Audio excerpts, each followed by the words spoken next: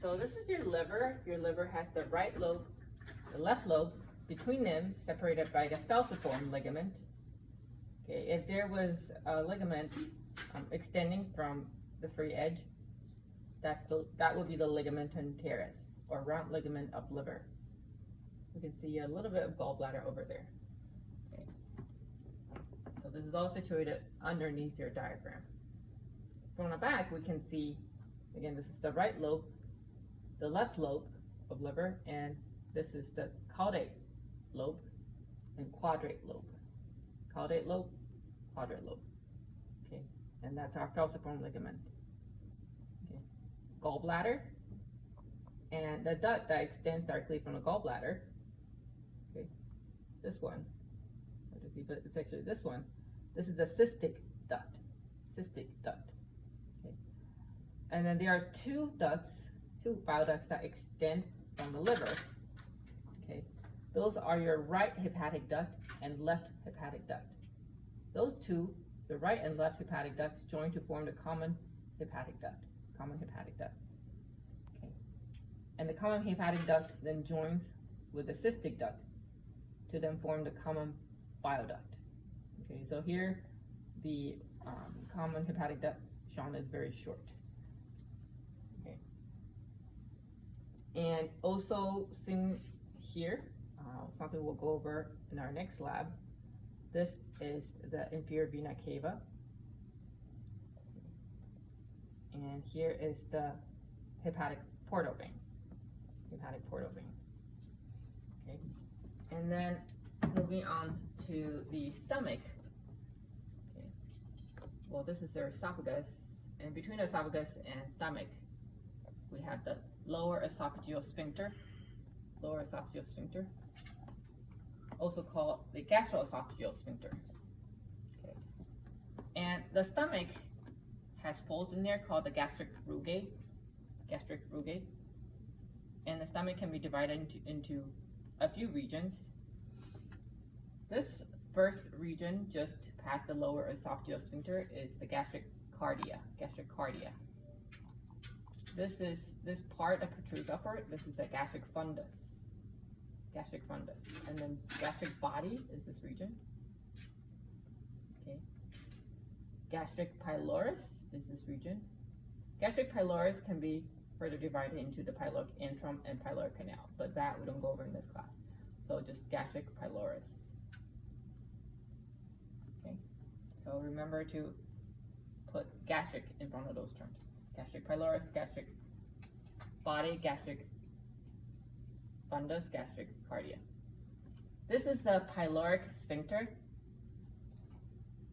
that controls the rate at which stomach contents are emptied into the duodenum. So this is your duodenum. Okay, your stomach. And also, this is the lesser curvature of the stomach. In lab, we'll be able to see the lesser omentum extending from the lesser curvature. This is the greater curvature, and in lab we'll be able to see the greater omentum extending from the greater curvature that drapes over all of this. Okay, so that's that. And over it, if you see nerves, those are the vagal nerves, vagus nerve in a breathing stomach. Okay, and we'll go over the arteries in a separate video next time. But we can see retroperitoneally, we've got the pancreas over here. Okay, the common bile duct over here, main pancreatic duct over here. This is the pancreas. Okay, we've got the spleen over here. Okay, kidney over here retroperitoneally. And this is all that first segment of the small intestine duodenum. Okay, so your common bile duct, main pancreatic duct, empties into the duodenum, and the hole that they empty through, okay, shows up as a raised bump inside the duodenum, and this is called the major duodenal papilla. Okay, major duodenal papilla. Okay. that. And your large intestine, actually we haven't gone through all the small intestine. So small intestine then transitions from duodenum to jejunum. Most of this is jejunum. If I were to ask you about ileum, it would be close to where it transitions into large intestine. Okay, so these last parts are your ileum. And remember, ileum is not the same spelling as the bone ileum, right? This is I-L-E-U-M. The bone is I-L-I-U-M. So I-L-E-U-M. So ileocecal valve, be careful with the spelling again, I-L-E-O-C-E-C-A-L. Right? It's the valve that divides the small intestine from the large intestine. Okay, so ileocecal valve. That's over here. Okay, and the first segment of large intestine is your cecum, and the offshoot of that is your vermiform appendix, or just appendix. And then we have ascending colon, transverse colon, and descending colon. Finally, sigmoid colon, rectum, and then down here will be the anus. Okay, so let me lift this up. Okay, the region dividing the ascending colon from the transverse colon, this is known as the right colic flexure.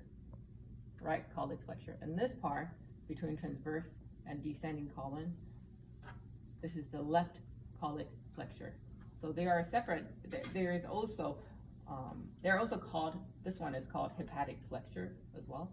And this one is also called splenic flexure. Okay, so you can say right colic flexure or hepatic flexure. This one you can call either left colic flexure or splenic flexure because they're proximate to those organs. Okay, so your stomach, and you have the lower esophageal sphincter, right, marking the end of esophagus. Whoops, sorry, the lower esophageal sphincter is over here. It's gonna be over here. And from the outside, you can see the vagus nerve. Vagus nerve. Branches of the vagus nerve, basically innervating the stomach. Okay, and this is the lesser curvature, greater curvature. Okay. The folds are gastric rugae. This region is gastric cardia, gastric fundus, gastric body, okay, gastric pylorus, and the pyloric sphincter. Okay, and on a test, I can ask you the structure, which is gastric rugae, or the gastric region. This, in this case, this specific part will be the gastric body. Okay, so from the front, we got the right lobe, the left lobe of liver. Okay, this is the falciform ligament separating the two lobes. From the back, we can see two additional lobes, caudate lobe and quadrate lobe. And again, this is the right lobe, left lobe. Okay, here, again, falciform ligament. The part that dangles, that is the round ligament of liver, or ligamentum teres. This is the gallbladder. Draining the gallbladder is your cystic duct. Okay, and this one drains the right lobe of liver, comes from the liver. So this is the right hepatic duct. This is the left hepatic duct. These two join to form the common hepatic duct. Common hepatic duct then joins the cystic duct to form the common bile duct. Okay. And here we also have the hepatic portal vein, and that brings blood into the liver, whereas the hepatic veins drain blood from the liver into the inferior vena cava. Okay, and we'll talk more extensive about that in the next class.